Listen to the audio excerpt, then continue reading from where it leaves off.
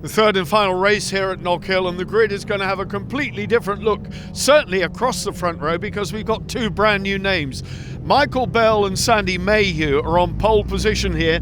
It's their first dip in the water of this championship. Lining up along them, Peter O'Neill and Leon Fitzpatrick over from Northern Ireland. So these guys are going to have a rude awakening, I can tell you, because coming from the 10th row, alongside Todd Ellis, Steve Kershaw and Stuart Clark, 1 and 2 in the championship, are going to be charging through. It's going to be a cracker. 15 laps, let's get it on.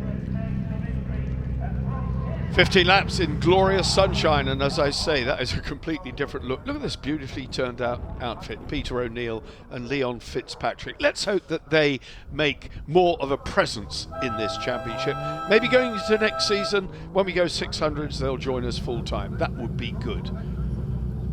Lovely crowd here. New grandstand as well down at the hairpin. That's the vantage point. Simon Gilbert and Jack Tritton settling down the number 51. Brian Gray on row 2 alongside Dean Nichols and Kenny Cole. And Michael Bell from pole position with Sandy Mayhew dumps the clutch. That's Phil Bell's brother, and he's on Phil Bell's bike. So look after it, Michael, whatever you do. Away they went then. It was a bit of an overrun again, and an excursion down through the bumpy stuff for Simon Gilbert. Sideways again for Gary Horsepole, running into the back of him, Gordon Shand and Tony Belsey. And I don't know if there was any damage there on Horsepole's bike, but certainly poor Gary Horsepole, after a good opening race, has had nothing but chaos here. But oh dear, Gordon Shand into the hoarding then. That's bent, that's not going anywhere. Peter O'Neill, number 55, leads ahead of the pole position man. So the Ulstermen have got their noses in front. Leon Fitzpatrick, I don't know anything about these guys, but they're going to make their presence felt if they ride at this pace, I can tell you. Up to third then, from 10th place in row 5, Steve Kershaw, and Gary Bryan and Phil Hyde pushing hard, as well as by goes Todd Ellis. Todd Ellis, that was rocketing through. Kershaw now in third, Brian Gray in fourth, Ellis in fifth. Stringing round here, look at the crowd all the way round this circuit.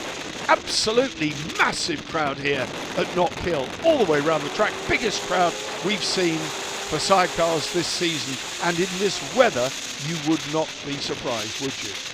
Under they go then. There's Michael Bell, just been relegated by Kershaw and Clark, looking back from Stuart Clark's office, if you like. Michael Bell, he's a big lad, but he's managed to squeeze himself into Phil Bell's outfit. Quick update on Phil Bell, he's got to go in for shoulder surgery. Todd Ellis having a look at the inside, going underneath Brian Gray and Jason Pitt. Gary Bryan and Phil Hyde there, and there it is, everybody cleanly off the line on lap 3 of 15. Still, Peter O'Neill and Leon Fitzpatrick lead this race. And they are something of a revelation, I can tell you, because they've got some fast boys behind who have yet to make their presence felt. One of them is, though, just now. Steve Kershaw and Stuart Clark alongside the Ulsterman up into the lead. So they now lead. So normal services resumed up the front. Kershaw and Clark, championship leaders, lead race 3. Gary Bryan and Phil Hyde going past Brian Gray and Jason Pitt into the hairpin here, Taylor's hairpin, named after the Scottish and world champion, former champion, sadly no longer with us, Jock Taylor. Massive crowd around that hairpin. Over they go, Simon Gilbert there and Jack Tritton. Michael Bell and Sandy Mayhew with Gary Bryan, number 68, with Phil Hyde right in their wheel tracks ahead of Brian Gray. That's 5th place you're looking at. Gray in 6th. So Michael Bell, another one who's doing a good job. You know, he's not really experienced at this level. He's done a few club races, and he's doing an absolutely great job riding it on a knife edge. Gary Bryan then having a look at the back of it, but equally matched. We know that's a very quick Kawasaki, the number 88 bike. Look at that. Past Sean and Anthony Hilditch, but they left a hole big enough to drive an Arctic through, and Gary Bryan takes it. Through he goes. Gary Bryan, Phil Hyde then. Up one more place. 1/3 distance. Sean and Anthony Hilditch retiring out of the running.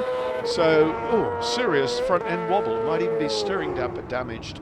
But the crew up from Maidstone will join Gary Horsepole spectating in pit lane on the sidelines.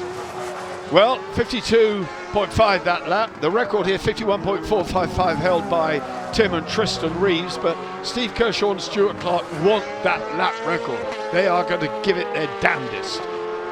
Still in second, Peter O'Neill, Leon Fitzpatrick, but going to be under pressure now from the red number 6 of Todd Ellis and Chaz Richardson at the hairpin. Well, they won't get them over the top of the start-finish straight because that's a big engine in Peter O'Neill's bike. It's got plenty of grunt, I could tell you. Great ride there, having the Kawasaki in there is a quick one, ZX10. And they stay in front of Todd Ellis, but not for long. Down through the twisty bits, Ellis and Richardson wiggle through. And now they're going to show a clean pair of heels to the Ulsterman. But what a great ride those guys from Northern Ireland have had. Ellis then buying away on board with Simon Gilbert and Jack Oh, that's a massive wobble. A bit out of shape there, but they've just about kept it on the tarmac. What happened? Oh, you can see it over on the gravel on the left. It looks like Tritton has bailed out. The view from Rob Biggs' outfit, and there he is. He was rolling like a snowball through the gravel, but the youngster is okay. So whatever happened to that pair, it unseated him. Simon Gilbert now realises he doesn't have any ballast. He'd be quick in a straight line, but he wouldn't be very good round left-handers. But good to see young Jack Tritton up on his feet, all part of the learning curve. And meanwhile, the race goes on. Michael Bell and Sandy Mayhew riding number 88 with Dean Nichols and Kenny Cole alongside. So two big engines there. Brian Gray on the 600, the veteran. What a Jason Pitt's done a great job all year. Those two ride so well together. But just look at the sidecar wheel there. Just flicks up. Gary Bryan now on the back of Peter O'Neill. They've had a brilliant ride. Gary Bryan and Phil Hyde all weekend. Having a look now, have they got the legs? It's Kawasaki plays Kawasaki, but yeah, the vastly experienced Gary Bryan does him on the brakes into the hairpin. So the Cranmore Racing Kawasaki one further peg down the order.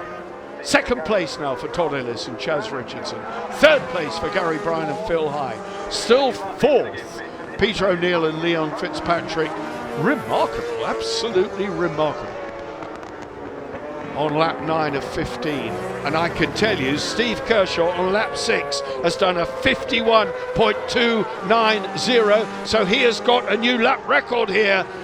Tim Reeves and Tristan Reeves from last year, their record has gone. Kershaw and Clark have got it, and this battle going on now with Dean Nichols and Kenny Cole and Michael Bell and Sandy Mayhew, who have really shown everybody here what they're capable of. That sidecar wheel just paws the air, so the passenger doing just enough to get them through the little chicane after Duffer's Dip safely.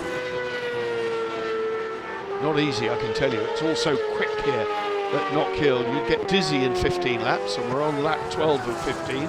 Still, this battle going on. Dean Nichols apparently got no answer at this moment in time for Michael Bell. And let's hope we see Michael Bell as a regular competitor in this championship. Whether he's got his own bike or not, I don't know. It's Brother Phil's is on at the moment. Time will tell.